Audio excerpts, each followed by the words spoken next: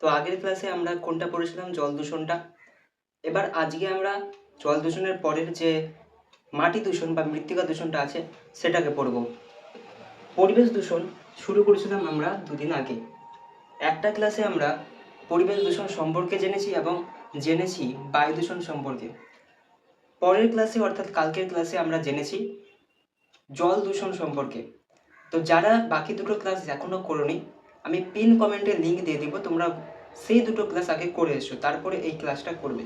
কারণ বেসিকটা ক্লিয়ার না থাকলে কিন্তু মাঝখানে হুট করে ক্লাস পড়তে আসলে কিন্তু কিছুই বুঝতে পারবে না। তো আজকে আমরা পড়তে চলেছি মৃত্তিকা দূষণ অর্থাৎ মাটি দূষণ। সেম আমরা দুটো কারণ জানবো এবং দুটো ফলাফল জানবো। মৃত্তিকা দূষণ কিভাবে হচ্ছে। তো প্রথমে একটু কিছু বলি যে মৃত্তিকা দূষণ জিনিসটা কি। এই যে আমরা যে এত ধরনের প্লাস্টিক ব্যবহার করছি, এত ধরনের আবর্জনা যাবতীয় কিছু, যেগুলো আমরা মাটিতে অসচেতনভাবে ফেলে রেখে দিচ্ছি, সেগুলোর কোনো ট্রিটমেন্ট হচ্ছে না, অযথা ফেলে রেখে দিচ্ছি, সেগুলো কি করছে? আমাদের মৃত্তিকাকে দূষণ করছে। বিভিন্ন আবর্জনা যেগুলো আমরা ব্যবহার করি না, সেগুলোকে উঠিয়ে ফেলে দিই মাটির মধ্যে, কোনো একটা জায়গায় গর্ত করে ফেলে রেখে দিই, সেটা মাটির দূষণ ঘটাচ্ছে। এবার কি করে সেটা আমরা কি করব যাতে মাটির দূষণ না হয়, সেটা আমাদের জানতে হবে। তো কারণ আমাদের জানতে হবে দুটো, আর ফলাফল। এই যে মৃত্তিকা দূষণ হচ্ছে, আমাদের দ্বারা যে মৃত্তিকা দূষণের কারণে যে বিভিন্ন জীবাণু তৈরি হচ্ছে, সেগুলো আমাদের কি কি ক্ষতি করছে, আমাদের কি ক্ষতি করছে, মৃত্তিকার কি ক্ষতি করছে, উদ্ভিদ জগতের কি ক্ষতি করছে, সেগুলো আমাদের জানতে হবে।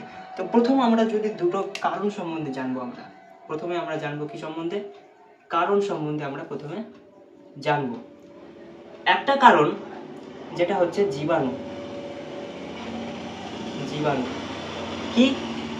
মাটির মধ্যে বিভিন্ন ধরনের ব্যাকটেরিয়া, প্রোটোজোয়া এগুলো তৈরি হয়। কি তৈরি হয়? Bacteria, protozoa,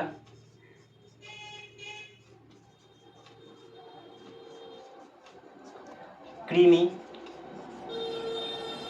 etc. এগুলো কি? ব্যাকটেরিয়া, প্রোটোজোয়া, কৃমি, এগুলো কি হচ্ছে? এক একটা জীবাণু। এগুলো কি? এক একটা জীবাণু। এবার এগুলো আমাদের কি কি ভাবে ক্ষতি করছে? মাটির মধ্যে জীবাণু থাকছে, এগুলো যখন আমরা মাটিকে সরাসরি স্পর্শ করব, কিংবা বিভিন্নভাবে যখন প্রশ্বাস বায়ুর মাধ্যমে সেগুলো আমাদের প্রশ্বাস বায়ুর সঙ্গে ভেতরে যাবে, আমাদের শরীরের ভেতরে যাবে, সেগুলো আমাদের শরীরের ক্ষতি করবে, সেগুলো বিভিন্ন ধরনের রোগ তৈরি করবে। তো সেটাতে আমরা ফলাফলে জানবো। আগে জীবাণু যে কারণগুলো সেগুলো জানবো। এই যে জীবাণুগুলো, এগুলো কিভাবে তৈরি হচ্ছে দাদা? আচ্ছা, কিভাবে তৈরি হচ্ছে? শহরাঞ্চলে শহরাঞ্চলে বা শহরাঞ্চলে না বলে আমরা যদি সরাসরি বলি গৃহস্থলী, গৃহস্থলী, গৃহস্থলী আবর্জনা, গৃহস্থলীর আবর্জনা, হোটেল, আর ইত্যাদি জায়গা থেকে, ইত্যাদি জায়গা থেকে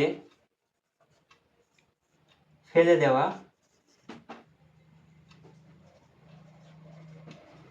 আবর্জনা,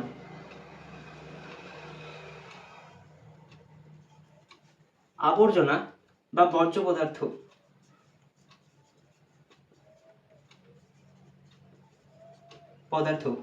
এগুলো কি করছে? আমাদের এই যে জীবাণু তৈরি করছে বিভিন্ন ধরনের, মাটির সঙ্গে মিশে, মাটির সঙ্গে মিশে বিভিন্ন প্রকার জীবাণু তৈরি করছে, জীবাণু তৈরি করে। ঠিক। এক নম্বরে কি? এই যে আমাদের গৃহস্থলী, আমাদের হচ্ছে বাড়িতে যে আমাদের রান্না বান্না হয়, দুধের প্যাকেট কিনে আনলাম, দুধটা আমরা খেয়ে নিলাম, কিন্তু প্যাকেটটা ফেলে রেখে দিলাম। কোথায় ফেললাম? মাটিতে, যেখানে সেখানে ফেলে দিলাম। সেটা যে একটা এক ধরনের প্লাস্টিক, প্লাস্টিক যেগুলো আমরা ব্যবহার করি, ক্যারি ব্যাগ বলো আর যাই বলো, এই প্লাস্টিকগুলো, এগুলো কিন্তু মাটিতে মেশে না, কোনোদিনই মিশবে না। এক জায়গায় যদি কোনো জায়গায় প্লাস্টিক আমরা ফেলে রেখে দিই মাটির মধ্যে, মাটিটা কালো হয়ে যাবে, মাটিটা ক্ষতি হয়ে যাবে, কিন্তু সেই প্লাস্টিকটা কিচ্ছু হবে না। প্লাস্টিকটা যেমন ছিল তেমনই থাকবে।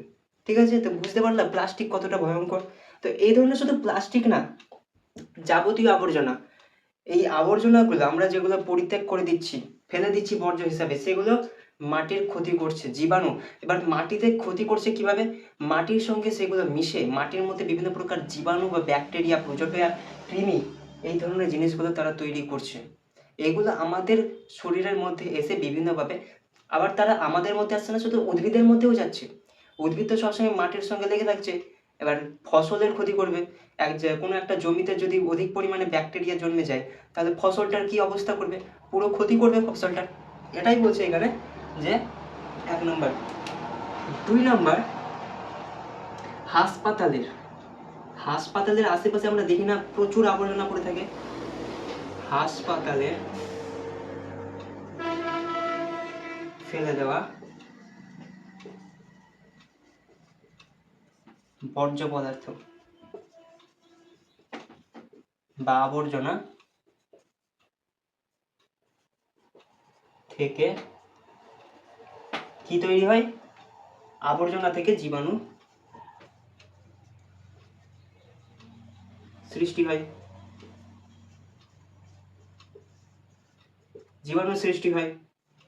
এগুলো থেকে জীবাণু সৃষ্টি হচ্ছে। এবার যেখানে ফেলে রাখা হলো সেখান থেকে কেউ তো উঠাচ্ছে না, সেটার আসল ট্রিটমেন্ট করা হচ্ছে না। ট্রিটমেন্ট কি করে করি? আমাদের এটা বুঝতে হবে যে ট্রিটমেন্ট কি, আবর্জনার ট্রিটমেন্ট, ঠিক আছে, এটা বুঝতে হবে। কি জিনিস? আবর্জনার ট্রিটমেন্ট। মানুষের ট্রিটমেন্ট করে, তাহলে আবর্জনার কি করে ট্রিটমেন্ট করতে হচ্ছে আমাদের এটা জানতে হবে। আবর্জনার ট্রিটমেন্ট এটা কি? What is this? আবর্জনার ট্রিটমেন্ট মানে কি? এক জায়গায় যখন তুমি যদি কোনো একটা ডাস্টবিন উঠিয়ে খালি করে দেখো, ডাস্টবিনটা যখন তুমি খালি করবে, দেখবে ডাস্টবিনটার মধ্যে বিভিন্ন ধরনের আবর্জনা, বর্জ্য পদার্থ থাকছে।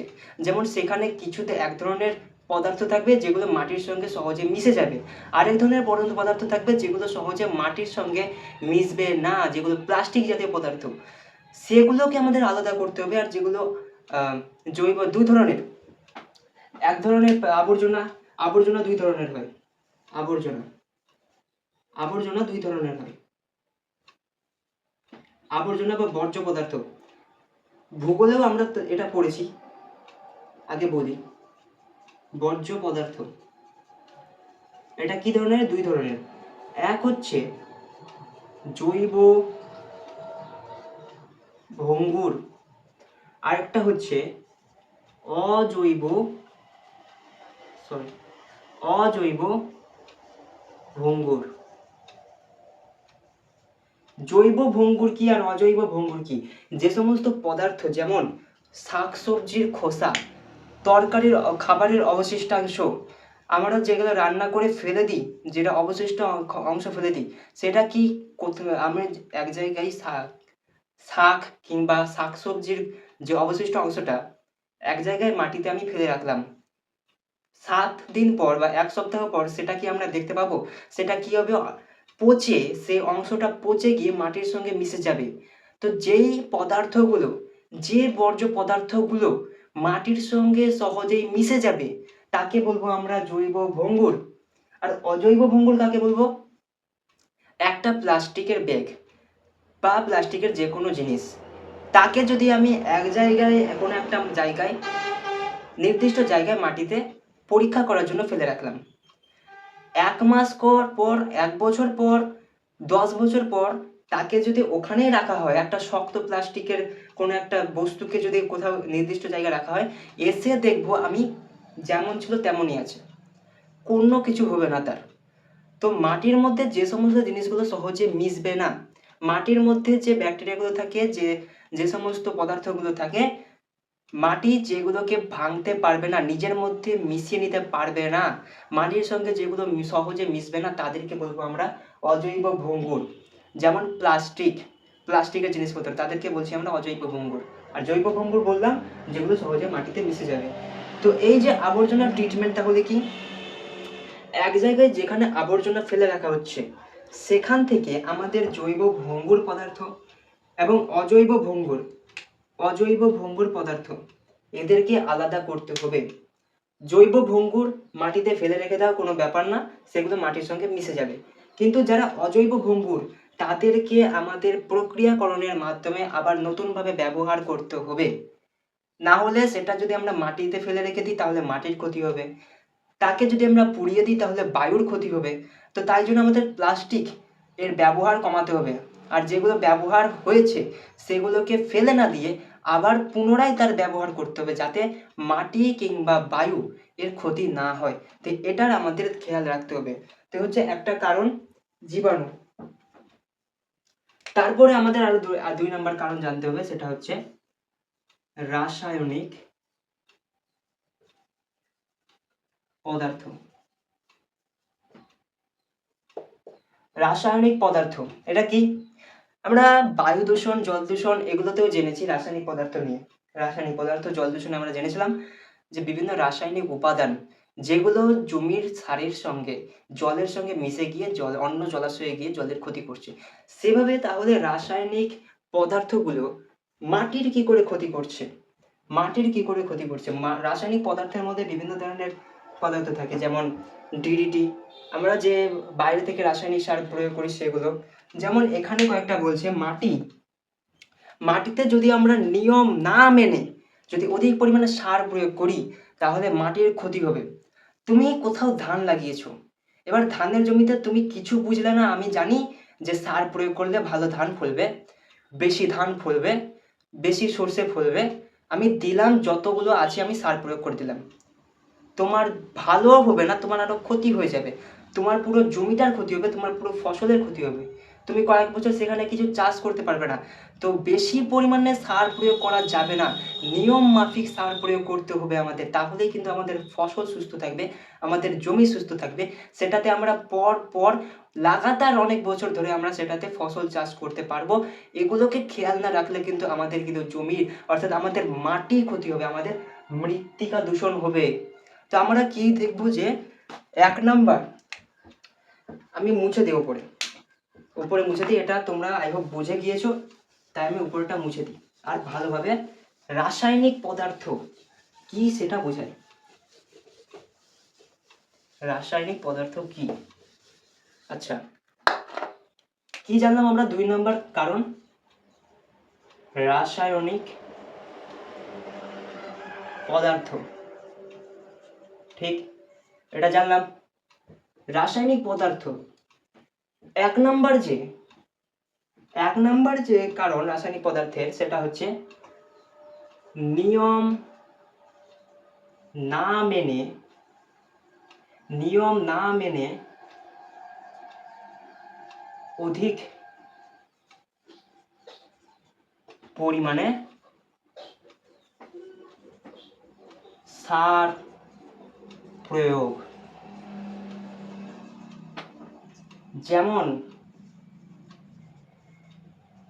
যেমন কয়েকটা সারের নাম, একটা হচ্ছে নাইট্রেট,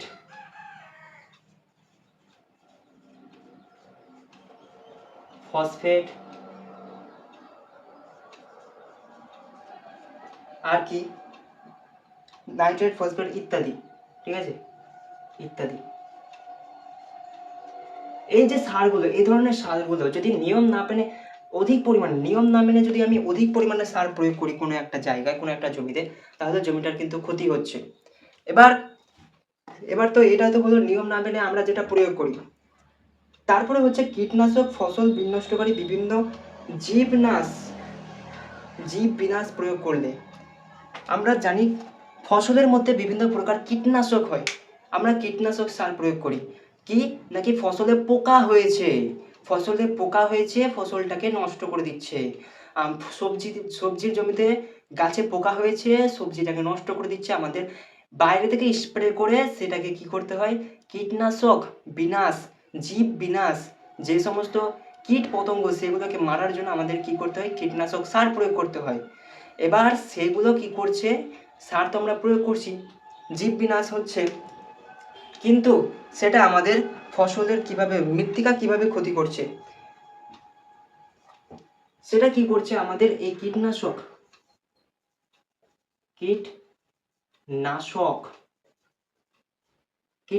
সার কীটনাশক মানে কি, কীট পতঙ্গ, যেগুলো ক্ষতিকর পতঙ্গ তাদের নাশ হচ্ছে, তাদেরকে বলছি আমরা, সেই ধরনের পদার্থ যেগুলো আমরা প্রয়োগ করি তাদেরকে বলছে কীটনাশক।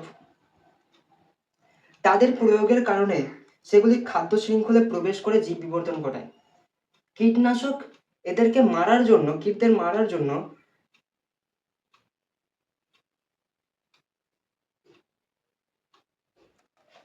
কীটনাশক সার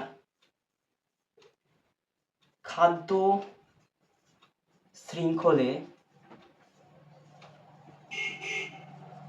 প্রবেশ করে কি করছে, জীব বিবর্ধন করছে। জীব বিবর্ধন কি, এটা তোমার মাথায় প্রশ্ন আসবে, এটা আমরা ফলাফলে জানবো, এখন জানবো না। জীব বিবর্ধন কি সেটা আলাদাভাবে আমরা পুরোটাই একটা ফলাফলে জানবো। এই যে সারগুলো আমরা বা কীটনাশক জাতীয় যে দ্রব্যগুলো আমরা জমিতে প্রয়োগ করি, সেগুলো কি করছে, আমাদের খাদ্য শৃঙ্খল, এই যে খাদ্য শৃঙ্খল এর মধ্যে প্রবেশ করে জীব বিবর্ধন ঘটাচ্ছে। জীব বিবর্ধনটা কি সেটা জানবো বললাম। যেমন এর ফলে কি তৈরি হচ্ছে, ডিডিটি উৎপন্ন হচ্ছে, তারপরে বিএইচএসি ইত্যাদি। এই ধরনের সারগুলো উৎপন্ন হয়ে কি করছে, মাটির ক্ষতি করছে, মৃত্তিকা দূষণ করছে, মাটি দূষণ করছে। এ হচ্ছে রাসায়নিক পদার্থের কয়েকটা কারণ, দুটো কারণ সম্বন্ধে জানলাম, আর জানার প্রয়োজন নেই, এগুলো তোমাদের মনে রাখতে হবে। কারণ কি কি বললাম তাহলে, একটা হলো আমাদের জীবাণু, যেটা আমাদের গৃহস্থলী, হোটেল, আরো অন্যান্য পৌর এলাকা থেকে যে আবর্জনাগুলো তৈরি হচ্ছে সেখান থেকে বিভিন্ন প্রকার জীবাণু তৈরি হচ্ছে। আর একটা হচ্ছে রাসায়নিক পদার্থ, যেটা আমরা জমিতে প্রয়োগ করি। কারণ হলো, এবার আমরা জানবো ফলাফল সম্বন্ধে। দুটো কারণ হলো, এরপরে জানবো দুটো ফলাফল। ফলাফল দুটো, এক নম্বর ফলাফল হবে আমাদের মানুষের উপর কি কি প্রভাব পড়ছে। প্রতিটা জিনিসের ক্ষেত্রে কিন্তু মানুষের উপর প্রভাব পড়ছে, কিন্তু আমরা মানুষ বুঝি না যে কি কারণে আমাদের এই সমস্ত কিছু হচ্ছে। যেমন এক নম্বর ফলাফল, আগে ফলাফল জানবো আমরা। এবার একটা ফলাফল হচ্ছে তোমার মানুষের উপর প্রভাব, মানুষের উপর প্রভাব। মানুষের উপর কি প্রভাব পড়ছে, দেখো বিভিন্ন প্রকার যে দূষক পদার্থগুলো থাকে মাটির মধ্যে, যে জীবাণুগুলো আমরা দেখলাম একটু আগে কারণে, জীবাণুগুলো কি করছে, মাটির মধ্যে সেই জীবাণুগুলো থাকছে। আমরা যখন মাটি স্পর্শ করি কিংবা বিভিন্নভাবে আমাদের গায়ে, আমাদের কাছে মাটি আসে, সেই মাটির মধ্যে যে জীবাণু থাকে আমাদের স্পর্শের মাধ্যমে সেই জীবাণু আমাদের কি করে দেহে প্রবেশ করে যায়। দেহে প্রবেশ করে সেই জীবাণুটা আমাদের দেহে বিভিন্ন রোগ সংক্রমণ করে। এবার একইভাবে উদ্ভিদদের ক্ষেত্রেও করে। উদ্ভিদরা কি করে, তারা তো জড় দিয়ে সবসময় মাটিকে আঁকড়ে ধরে রাখে, তারা মাটির ভেতর থেকে নিজেদের খাদ্য সঞ্চয় করে। এবার মাটিতে যদি জীবাণু থাকে তাহলে জীবাণুটা তাদের খাদ্য শৃঙ্খলে গিয়ে পৌঁছবে, সেটা যখন আমরা আবার ফসল তুলে খাই, সেই ফসলের মধ্যে যদি জীবাণু থাকে তাহলে সেটা আবার আমাদের ক্ষতি করবে। তো এইভাবে ক্ষতি করছে। এক নম্বর কি জানলাম আমরা তাহলে, যে মাটির মধ্যে যে জীবাণু থাকছে সেটা স্পর্শের মাধ্যমে, মাটির মধ্যে থাকা জীবাণু স্পর্শের মাধ্যমে, জীবাণু মাটির মধ্যে যে জীবাণু থাকছে তা স্পর্শের, যখন আমরা স্পর্শ করি মাধ্যমে বা প্রশ্বাস বায়ুর মাধ্যমে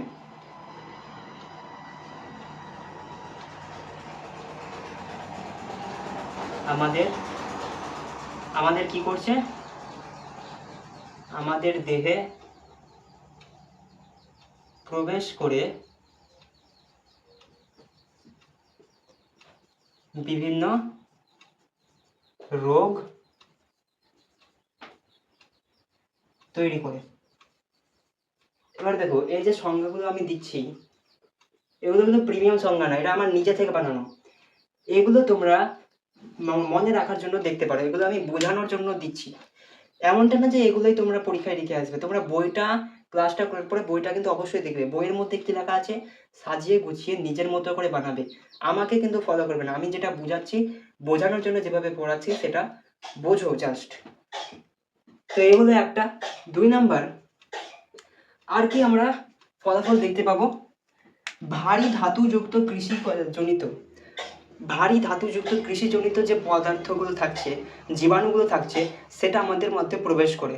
যেমন কয়েকটা বলছে, পারদ থেকে তৈরি হয় মিনামাটা,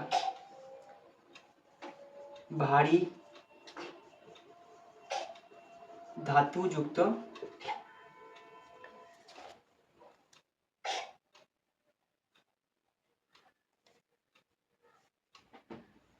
দূষক। যেমন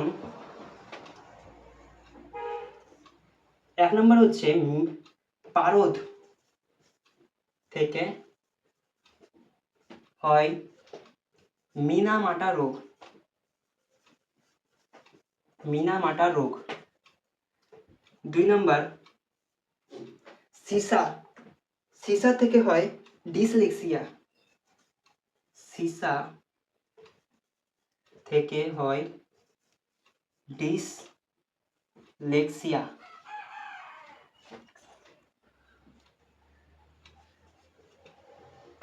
রোগ। আর আরেকটা জানবো আমরা, যেটা হচ্ছে ক্যাডমিয়াম থেকে তৈরি হয় এটাই রোগ। ক্যাডমিয়াম, এই রোগটা একটু অন্যরকম। ক্যাডমিয়াম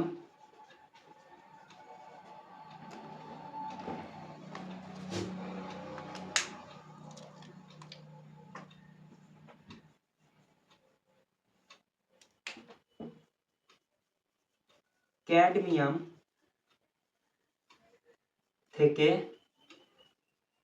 ইটাই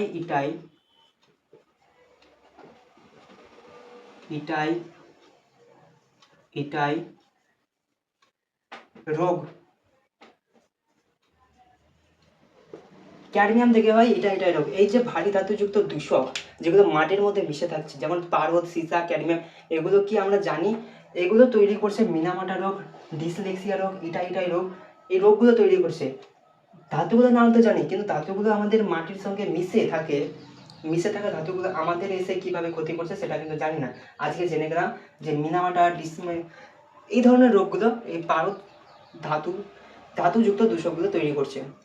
তো এই হচ্ছে কয়েকটা আমাদের মানুষের ওপর প্রভাব। এবার আমরা জানবো যেটা মূল, যে আমাদের বলেছিলাম এর আগের কারণগুলোতে, জীব বিবর্ধন। ফলাফল আমাদের 2 নম্বর হচ্ছে জীব বিবর্ধন। এটা আমাদের ভালোভাবে বুঝতে হবে, এটা বুঝতে গেলে একটু টাইম লাগবে, কিন্তু ভালোভাবে আমাদের বুঝতে হবে। জীব বিবর্ধন কি? খুব সোজা একটা জিনিস। 2 নাম্বার জীব বিবর্ধন, এর সংজ্ঞাটা যদি আমরা বলি, খাদ্য শৃঙ্খল বরাবর নিচ থেকে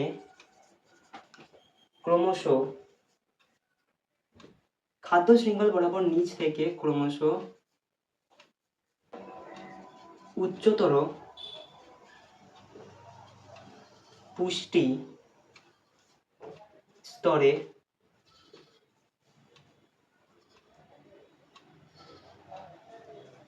কোনো দূষকের ক্রমবর্ধমান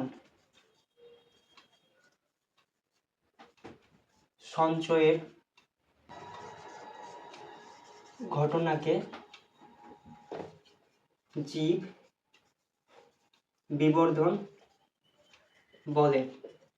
জীব বিবর্ধন কি? সংজ্ঞাটা হচ্ছে যে খাদ্য শৃঙ্খল বরাবর নিচ থেকে ক্রমশ উপরের দিকে গেলে উচ্চতর পুষ্টিস্তরে কোনো দূষকের ক্রমবর্ধমান সঞ্চয়ের ঘটনাকে জীব বিবর্ধন বলে। দেখো, খাদ্য শৃঙ্খলে মানে আমাদের জীব প্রজাতিতে যে দূষকটা থাকছে, আমাদের জীব প্রজাতিতে যে পরিমাণে দূষক আছে, আমাদের জীব প্রজাতির খাদ্য শৃঙ্খলে তার চেয়ে বেশি দূষকের পরিমাণ বৃদ্ধি পাচ্ছে, একেই বলছে জীব বিবর্ধন। মানে মূলত কোনো জীবের দেহে যে পরিমাণে দূষক থাকছে, কোনো একটা জীবের দেহে যে পরিমাণে দূষক থাকছে, সেই জীবের যে খাদ্য শৃঙ্খল, সেই শৃঙ্খলের মধ্যে তার চেয়ে বেশি পরিমাণে দূষকের পরিমাণ বাড়ছে। অনেক বেশি পরিমাণে দূষকের পরিমাণ তাদের খাদ্য শৃঙ্খলে বাড়ছে, যতটা সেই জীবের দেহের মধ্যে আছে।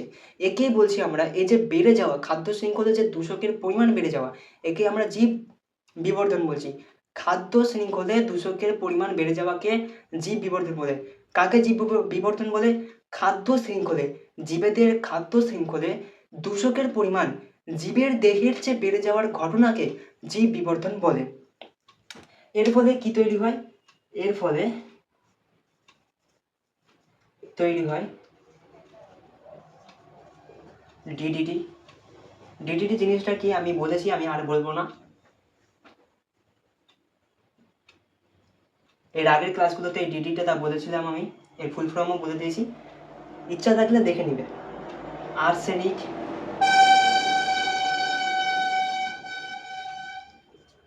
পারদ ইত্যাদি, এই সমস্ত জিনিসগুলো তৈরি হয় এর ফলে। জীব বিবর্ধন, এটা হলো আমাদের 2 নম্বর কারণ, মাটি দূষণ। তো এই ছিল আমাদের মাটি দূষণ, পুরো মাটি দূষণটা পুরোটা শেষ করলাম। বাকি থাকছে আমাদের শব্দ দূষণ। একটা করে নিলে আমাদের যে পুরো পরিবেশ দূষণ, এটা আমাদের শেষ হয়ে যাবে। তারপরে নেক্সট যে চ্যাপ্টার, এই 5 নম্বর অধ্যায়ের নেক্সট যে টপিক, সেগুলো শুরু করব। তো এই যে মাটি দূষণটা পড়লাম, এখান থেকে কোনো ডাউট আছে নাকি আমাকে জিজ্ঞেস করতে পারো, আমি রিপ্লাই দেওয়ার চেষ্টা করব। তো আজকের ক্লাসটা আমাদের এতটাই, যে মাটি দূষণটা শেষ হলো, তারপরের ক্লাসে আমরা শব্দ দূষণটা নিয়ে আলোচনা করব। তো ক্লাসটা এখানে এন্ড করছি, ভালো থেকো সবাই।